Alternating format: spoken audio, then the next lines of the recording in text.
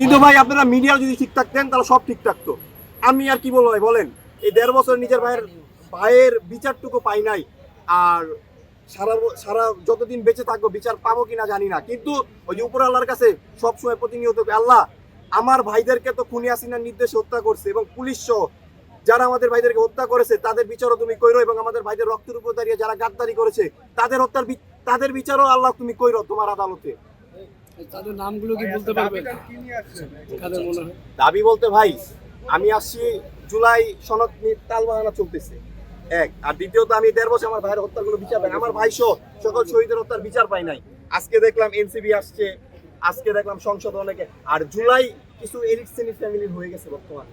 জুলাইয়ের কয়েকটা শহীদ পরিবারকে নিয়ে, কয়েকটা আহতদেরকে নিয়ে তারা বারবার মিডিয়ার সামনে আসে, বিভিন্ন কথাবার্তা বলে। বাকি পরিবারগুলা কই?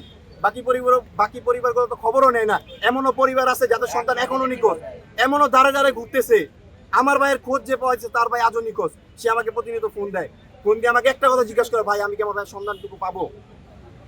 এই কথার জবাব আমি দিতে পারি না। আমার ভাইদের কবর শনাক্ত হয়েছে রায়েরবাজার বুদ্ধিজীবী কবরস্থানে ডিএনএ টেস্টের মাধ্যমে ১.৫ বছর পর। আপনারা যেয়ে দেখবেন কবরগুলার যে ৮টা কবর শনাক্ত হয়েছে। আমি জেলা প্রশাসকের কাছে এজাহাজ, তখন এজাহাজ ছিল, আমি সিআইডি, জুলাই সিটি ফাউন্ডেশন সবাই আপনার আবেদন করছি আমাদের ভাইদের কবরগুলো আপনারা পাকা করে দেন, কিন্তু আজও কবরগুলো পাকা করে দেন নাই। কবরগুলো আস্তে আস্তে মানে একদম সমান হয়ে যাচ্ছে, আবার বৃষ্টি হবে আবার কবরগুলো এক হয়ে যাবে। তাহলে ভাই কি বুঝলেন? আমাদেরকে যে ইউজ করে, যারা ইউজ করে তাদেরকে আমি একটা কথাই বলবো, আমাদের মায়ের চোখের পানিতে আপনারা ধ্বংস হয়ে যাবেন। জি ঠিক ঠিক ভাই, এই ১.৫ বছর তো